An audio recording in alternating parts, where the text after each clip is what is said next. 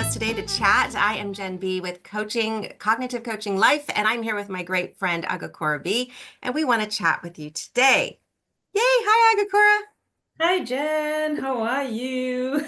I'm pretty good. I'm really good. And Agakura and I have been talking about being HSPs and for me being a neurodivergent and what that means, especially this time of year. So I'm going to ask some questions, and Agakura, just share whatever comes from your heart, and we're going to chat. So hopefully you've grabbed your favorite beverage, joined us, settle in, and we're going to have a conversation together. If anything pops up or you want to share something, please throw it in the comments below. Anything we mentioned today for tools and ideas, we'll be putting those in the description. So make sure you like, subscribe, and come on back for our next chat. All right, Agakura, are you ready? Oh, I love that. That. Awesome. Okay, so we both grown up differently, both different backgrounds. We've connected through our different coaching. Agakura is an amazing expert in HSP, and really her clients focus mostly that way, but I'll let her tell you a little bit more about that. And I'm more of the neurodivergent, late in life identified, and figuring out who I wanted to be. So we're going to start with the growing up different, Agakura. So tell us a little bit about you're different when you're an HSP. What does that mean? What does that feel like? Mm, it feels like you you're labeled pretty quickly, like the one who's always crying, the one who's always annoyed or annoyed again. Why can't you just suck it up? Why can't you just, and so on and so forth. So it's um I think what it did was condition me really quickly to see how I had to be so that um I wouldn't be called out for being me. Mhm. Yes. And it wasn't welcome. It wasn't something where I felt that okay, it's safe to be. I actually am trying to recall, and there was never this place where I was like, I feel safe being me here. Right. It was always like, if I cry, I'm going to be called out. And then also feeling the emotions of the people around you can also be very overwhelming as a child, especially parents, because as kids, I think we want to see our parents happy. And just the other day, I was in a call where I said I grew up really walking into the room with a thermometer to see what temperature, so what mood there was in the living room, whether my dad was all right, whether he was upset from work, whether something had happened, and then just just tiptoe around that. So there was never really this carefree. I have the feeling that sometimes I would say I was always old. Mhm. So, did And anyone with old, ever I say mean the like, words old soul to you? Like, oh, Agakura is such an old soul. yeah, and then I became the heavy soul, the one who was never, who always had to, I don't know, even the music I listened to later, it was always um very, I mean, Tracy Chapman, Bob Marley, like the Mhm. things that are not going well in this world, Right. The mood the music. That's mood, what I would yes, called it. Right. exactly. But to fit in, I had a New Kids on the Block poster on my walls. I mean, I did fit in. You were belonging right there. There's your I little was I belong. blooming. But what about you growing up Um, different? Mine was I agree with you, and I love your thermometer comment because we would walk into the room, and as a child, now looking back with this wisdom, I can realize I didn't know what was my feelings and what was someone else's. I could watch a TV show or a movie and I could feel the sadness or the pain of that person that was there, or I could be in a group of people and feel that energy and oh, Jen's sensitive. Or what I heard a lot was with my neurodivergent, I couldn't sit still. I was always like doing something and chatting, and that was the activity of me. And back then there was no diagnosis for girls of having ADHD. It was just that you're supposed to sit right and be proper and quiet and seen not heard type of thing. And so growing up, it was the people pleasing. Okay, so how do I fit in? I have to sit and I have to act like this and I have to be like this. And when you said thermometer, I thought, yeah, I walk into a room as a little kid and I would say, where am I supposed to be? How am I supposed to sit? And how am I supposed to behave? So it definitely was different growing up. And my music um, was very eclectic because try to people please. You figure out what your friends like and you like it. But I really was drawn to heavy metal. Like I know that's so off of an image, but I love the heavy metal. And right even to today, if I'm in a mood and I need to get excess energy out, I will just put some heavy rock music on and let it go. What group? Just out of curiosity, what group? Oh my gosh. So a whole bunch. There was like the Scorpions and you had Mm. White Lion. For Metallica? those of you listening, I am definitely dating myself. And you had Def Leppard and like the funny the what do they call them? Bubblegum rock now. So like you had Poison and the Cinderella, like all the heavy metal, Mm. AC/DC. I went and I saw Motley Crue in concert. I saw oh my gosh, I'm really blanking on the one, but it was David Lee Roth was the lead singer, but he wasn't it was well, it's that one. If you guys can remember what it is, throw it in the comments. No, But I'm asking because I love Metallica. yes, like So that today now I can go in now and I love the old classic. I know that's I'm really dating all of us now, but the old classic Ozzy Osbournes and Metallicas and the um gosh, Paranoid's the one of the favorite ones. Black Sabbath, I think is the one now that if it comes on, I will turn it up. So that's the difference. Like, so as an HSP, we can feel a whole bunch of different things. As a neurodivergent, my brain was working overtime. So I never knew the two were different. I always thought it was all one big jumbled tangle. And now knowing that, I'm able to love those two different parts for what they are and recognize them when they Okay. show up. You So, said something I wanted to ask. You mentioned being a girl, adding to mm, having to look how to behave. yes, Would you say that boys growing up neurodivergent have a different, I mean, everybody has a different, every individual has a different story, right. but would you say that there is something um that's like the way you should behave as a girl and that played into It absolutely did. And especially then it was, oh, boys are just boys. Like there's a whole lot of different growth, thankfully, in society to today. Still lots to go, but there was more recognizing, oh, he just has so much energy. No, no, no, a girl, she should be sitting and oh, look at how nice she's behaving. Like there's always been that polarization of behaviors from way back. Okay, here's the interesting thing why I asked, because I've been part of some Facebook groups for highly sensitive people.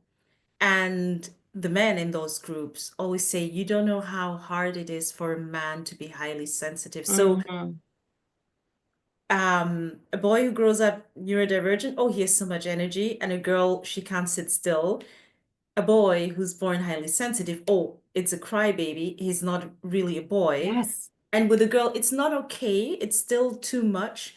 But I began to understand the extra difficulty for boys who are highly sensitive and who may want to just withdraw for a while or just like not be on the football team, not be in the loud Right. crowd and so on. And that's interesting that both being neurodivergent and highly sensitive have the how do you say, the challenge for Yes, depending on whether you're a boy or a girl.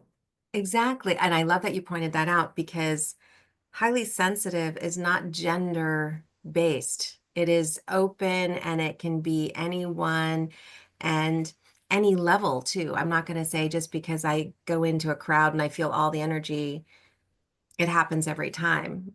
Maybe because we're learning how Mhm. to put up our boundaries and recognize it that it's not. But yeah, that definitely isn't, there's such a standard, a double standard. Girls are this, boys are this. Yeah. Yeah. And for me, it was an eye opener because I was a bit like in this black and white thinking like, man, life is always easier for them until now. Until you go into a group where there's a man who's like, hold on, I'm highly sensitive and it's not at all easy for Yeah, me because I don't fit in. I'm not the typical guy. right. Man up. Be like a Exactly. man. Don't be like a That was one girl. of the things that don't be a girl. And I mean, um, I recently, a friend of mine told me that she was activated hearing a dad tell his kid, man up. And I'm like, they still do that? Yes. They're It's our age or younger, and it's still used. mm, Don't be a girl. No, he said, don't be, yeah, don't be a girl. don't be a girl or yeah. And now I love that I run like a girl. I throw like a girl because I'm powerful and I've got that in me. But it's taking a long time, Mm. especially for our HSP sides, to just balance that. I still think there's a lot of work to do, like you pointed out. So I welcome more choices and discussions on that too, to help Yeah. others. And you And also, mentioned, sorry, no, go. triggering. So when your friend's triggered or when you're triggered or well, let's go into the holiday question. We'll move into the holiday question with this triggering. Right now, as an HSP, is a very busy time. There's lots of feelings. There's lots of, depending on, now, Agakor lives in a different country. I live in a, than I live in. And so we both have lots of different things going on socially, politically, holiday wise. And so that doesn't change what we're both feeling. So, Agakora, can you share a little bit about what this holiday season could do for an HSP and some ideas of how to notice and protect ourselves? I mean, this is the first season where it's doing nothing to me, as in I'm good because we are going to be on a road trip, which for me is like it's saving me from having to anticipate. So in the past, what it could do is you already feel as if you've lived by the time Christmas start, by the time the gatherings start and the family comes, your body is already in a state as if it had lived this because you've lived it through in your head. You've already gone through every comment that everybody, and I don't even think this is just HSPs, but you digest it on a deeper level. You already know who's going to say what to whom because out of experience. There'll be maybe people with different political views, or maybe there'll be people aiming at you. So there's going to be so much going on. And because you know that actually for many people, it's a gathering where many people may have an issue with someone who's also going to be there, or it's not there. People usually in the holidays, it's not the group of choice you get together with. It's the group of obligation. That's the way we do it. And there are some people you'd rather not have in one room, but then they will be in one room because it's Christmas.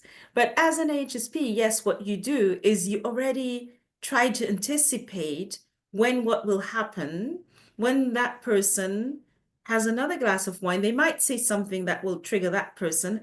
And so just to sum it up, it's like you sometimes arrive at the 24th and you feel as if you'd already lived through the whole days Yes. and you Yes. just want to go. I mean, I've had many Christmases where I was like, I just want to go to bed and cover up. Just give me all, I go to the food. Give me all the sugar. I want the cake, the cookies, and we're good. Like that's where I can notice myself going.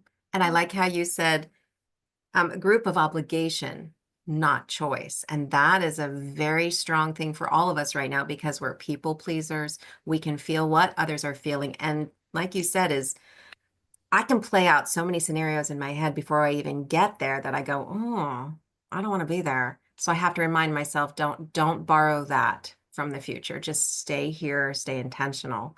Um, so I'll ask you then, when you're Can I feeling just that. add something? Yes. Can I just add something? And if this year was I knew I was meeting in this circle of obligations that I won't say names to protect them.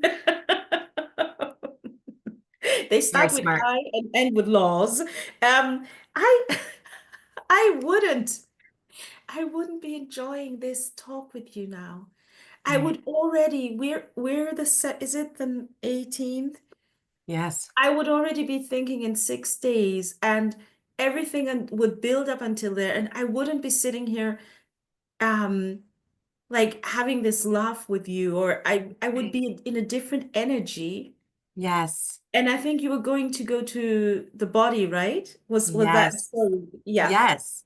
Because well, we started in our mind. Here's all the thoughts, here's all the things we're thinking, Yes. experiencing, or we're going to expect to happen. But then we started, I know we were talking earlier about where does that show up in our body? And for those of you who haven't quite started your journey yet, or you're thinking about the journey of personal development and growth, and knowing that you want to go a little bit further in who you are, I've been on my journey for probably like 7 years trying to figure out, take care of some things, notice things.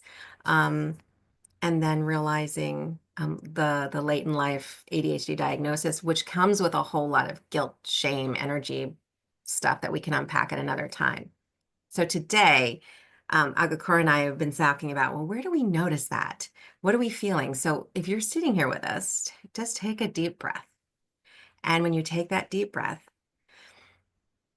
you're going to notice, you think that thought, where does that energy show up in your body? And for us, for me, it comes into my shoulders. I start thinking about all the people, and my shoulders go heavier and they get heavier. And they just feel like the weight is there on my shoulders and it starts to close me up, which is my way of making a shield so that I can be protected from others' thoughts, others' feelings, others' emotions, things that aren't in my control.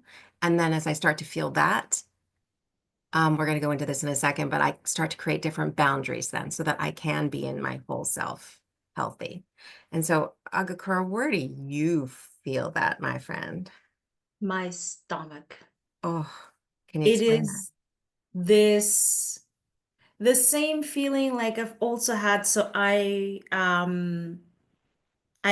also worked as a classical singer, and before some of the performances, it's that same feeling like just let it be over, just let it be over. And um it's like a joy blocker. It's like Mm, because I feel joy in my stomach as well many times. yeah. And it's like it can't get into my stomach. That's how tense it is. And to be honest, because we were going to give some hacks, right? Yes, we're going to share a little bit of tips. Mm. Would you like to start? I was just thinking that if you can, I mean, it's difficult, I know that to pull out of some things, but there was one year where we deliberately put it in a way that we had to work during Christmas time. So my husband is a chef, works in a restaurant, and he made it in a way that both of us. So if you can maybe get creative, is there something that you could do so that you can't get into those obligations?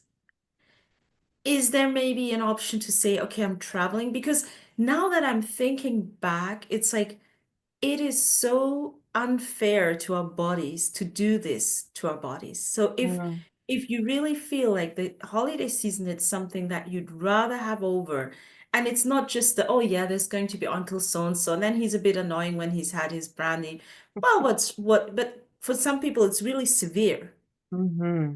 It's like Right, this is coming and I can't wait for it to be over. Then maybe think if there are some creative ways of, well, I'm working at the soup kitchen this year. right. And they could And always then join you there. once I'm home, um, it will be too late for me to go to Mm, this party. right. And Also, I love this saying, no is a full sentence. Mm. No. And I know that's not particularly easy for a lot of people. It definitely is something that has to be grown and learned and practiced. And then the releasing of any guilt or energy around that. But I know Agakura is going to be doing some exercises. We're going to put the details and links in the description. I'm going to offer a grounding exercise. You can follow the video where it just helps you to ground. And there are times I have that on my phone. I have 3 alarms on my phone, one in the morning, one in the afternoon, and one in the evening, just to take 30 seconds for a deep grounding breath exercise. And I will post that video and you can follow along. It's 30 seconds to a minute, whatever your body feels like it needs. But Agakura did mention it's not fair to our bodies. And so it's really good that we're able to kind of go, oh, I noticed that and I want to take care of me. So self-care is very important.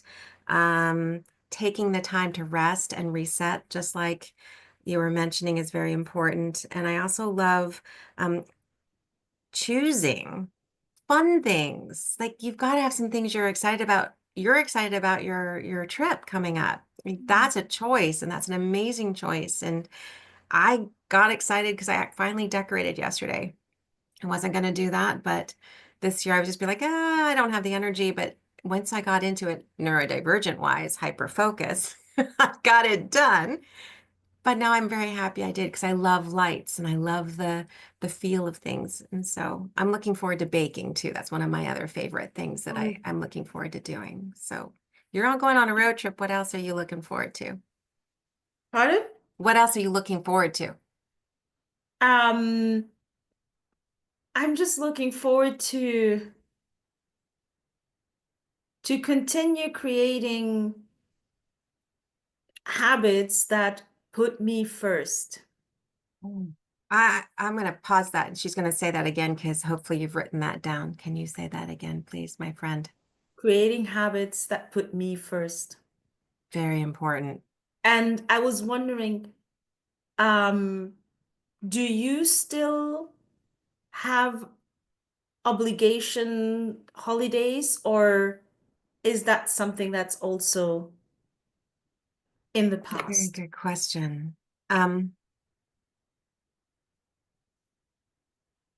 every holiday there's an obligation with family. Okay. And I'm learning to navigate that to what works for me. Hmm. Hmm. And it's still a work in progress. I'm not perfect. I am perfectly imperfect. So I can claim, yes, I've got that, check it off this year, but it always looks different. It's a different quilt of people and puzzle pieces and things coming through. Look, I just put 2 different analogies all in one. But Quilt and puzzle. I'm like, you can tell I was doing pieces and parts. So that's where I'm at this year. It feels like it's better. I'm Okay. noticing more of what I want and how I want it to feel and look. It's not quite where it would be like, oh, I'm on a beach, I'm singing, yay, I'm all by myself. And that's And okay. do you prefer hosting or do you prefer Oh, being at someone's place? okay, as a host, I can then control the whole organization of it all and have what I want, but then I have to wait for everybody to leave. So as an introvert, I would rather go somewhere, have my little part in where I'm going and help there and see the people I like and be able to leave and come home and relax and go to sleep when I want. How about you? I'd rather host because at least I'm in the four walls that feel safe to me. I'm not exposed. So even if Mm, someone was mean, I can tell them off in my home. right. Oh, wow. That's I two can say, different hey, thought processes there, and I see that. this stops here. This is my place. Whereas, yeah, I think if people are coming into my home, they wouldn't be disrespecting me. And if they did, it would be then done and Mhm. check it Mhm. off. So, yeah, Mhm. I can see that too. And if I'm out and they disrespect me, I can just, peace, I'm out. Oh, yeah. that too, that But I too. understand the safety of the walls, The especially. safety, the safety, yeah. And I think Yeah. it's something maybe that also we could put down for another conversation. I Yes. think, I don't know about neurodivergent, but I can imagine that it's similar. We have had many situations where we felt unsafe, or it was like unsafe to be, unsafe to say, unsafe to do. Right. And I think safety is something that's very big um on our list. Right. And Or it's safety, important to feel safe for us, right? when you say safe, what is your idea of safe? Is It's apart from the physical safety, which I've never been really very particular about. I've walked through Beirut at night, like when I was living in Lebanon, and I was like, "Wow, wow." Safety, I mean, I'm not going to be attacked for being me or for Mhm. being who I am. Right. It's not like I'm going to cry and then someone will come and say, what are you crying about? Or I mean emotional safety. Yes. Put it in that way. Emotional safety. Yes. I And agree. it's something, it's not like I'm going to run with open arms towards someone and then they're going to like stab me. You know, No. that's what I Right. mean with safe. Right. I need to feel safe. Yes. And I'm not sure about you, but I'm going to put this out there and you can tell me if this resonates is learning that my self-love safety, the concept of loving myself and understanding who I am and where I belong, that's also a safety thing too, Oh, is if yeah. I don't belong where I was thinking I could go and be safe, I'm not going to go then. I will start to choose me over that type of an environment. So safety has now become more of taking care of who I am and understanding I where I am and who I am, if that makes Where you sense. are.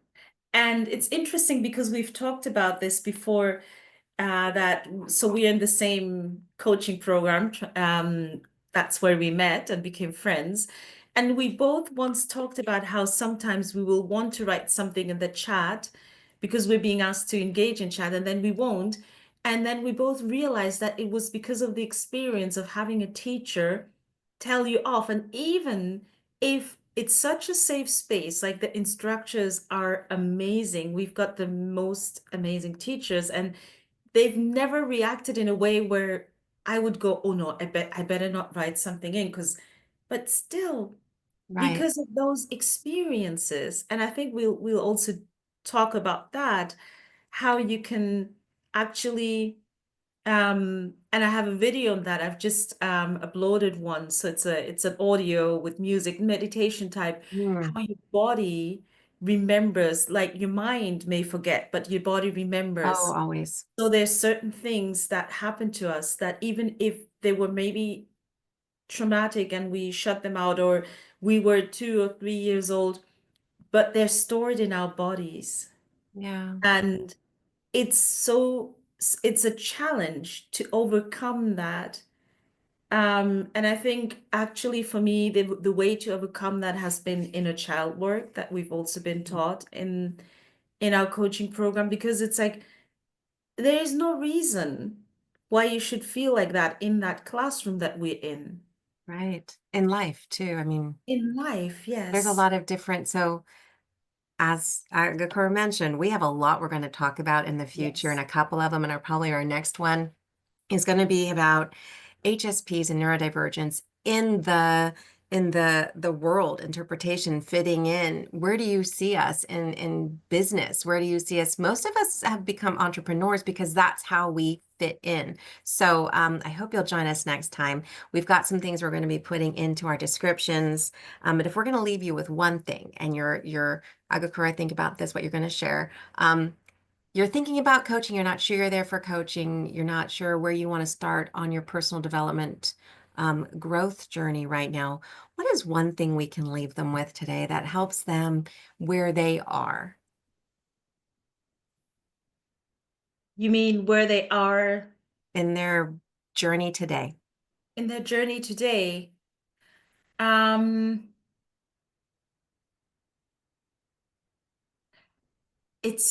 for me, it's always the same answer. Spend more time alone if you Mm, can. absolutely. Unless your life is already like you're okay, I don't have that many connections, I need connection. But then look for healthy connections, the one that make you feel like you are seen and you belong. So start looking for the circles that where you don't have to change. You always say it in such a beautiful way, like you're the squiggle and you're Where the trying to squiggly lines in a square world. exactly and look for the other squiggly lines. Yes, because you'll We see us. We know who our tribe is, folks. We know who clicks with us. I can have a conversation with someone and know at the end of the conversation if they're meant to be in my world or not. So it's Mhm. like yeah. And And if I would say the someone, same. and if you're too much for someone, They're not for it's you. them. It's them. Yeah, Because it's like don't hold back the tears so that so and so right. doesn't Feels feel comfortable. awkward and doesn't know what to do with your tears. Look for, I think what I'd leave them with also is like your people are out there. I think we Hmm. we try to keep it to fit into this box for so long. We're both late identified. I mean, I knew I was an HSP at 41. I don't know when you discovered the neurodivergence, but we've had decades Yeah, of trying to decades. fit in. So, I was going to say, I won't tell you my age because then that really tells you my but age. But yeah, it's decades, been decades. decades of experience of fitting in, of masking, of pretending and covering up. So we'll talk about that in the future too. How can you uncover your your true self? So we'll go through those layers. But Yeah. for me today, along with Agakura's finding time for yourself and spending more time um, if you're not an introvert, see how that works as an extrovert. Maybe it's like you were saying, it's finding the right people and the right energy to be with. And I would encourage you to do set an alarm on your phone for once a day of a deep breathing grounding exercise, 30 seconds to a minute at the most. It doesn't have to be a you have to, you should, or you must. It just give yourself that little treat of a reset and just notice things around you. What's a smell? What's something you're hearing? What's something you see? It's a very simple and intentional moment that you take for yourself. And that's just a beginning. So if that's all you've got and you can run with that holiday season, you might find some times where you feel a little more rejuvenated and hopefully you'll Is feel there an app? Because you're talking about grounding in 30 minutes. Is there an app? Or how do you do, or how do you take yourself through that 30 minutes, yes. 30 seconds? Yes, the links will be in the description. Okay. I will be sharing a video of my own grounding and what I do and the Amazing. breathing. And then Yes. Agakura's link for the meditation will also be in the description. So make sure you check those out. Leave comments below, like, subscribe, come back to see more content, and share your questions with us. What else would you like to see? What did you enjoy? What did you relate to? And we look forward to seeing you again next time. Anything else? Merry Christmas. Oh, yes. Merry Christmas. Happy holidays for all of you out there. So take care. Yes. Take care.